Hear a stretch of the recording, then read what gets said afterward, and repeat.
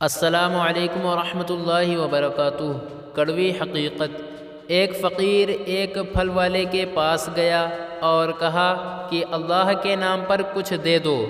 پھل والے نے فقیر کو گھور کے دیکھا اور پھر ایک گلا سڑا آم اٹھا کر فقیر کی جھولی میں ڈال دیا۔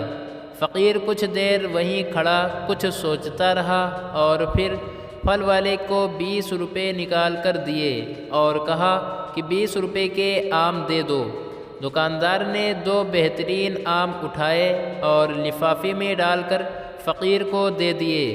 فقیر نے ایک ہاتھ میں گلا سڑا آم لیا اور دوسرے ہاتھ میں بہترین آموں والا لفافہ لیا اور آسمان کی طرف نگاہ کر کے کہنے لگا، اے اللہ، دیکھ تجھے کیا دیا اور مجھے کیا دیا۔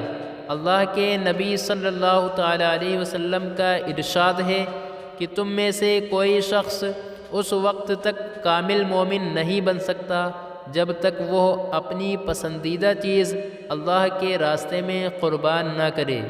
سوچنے کی بات یہ ہے کہ کیا ہم لوگ اللہ کے نام پر اپنی بہترین چیز دیتے ہیں؟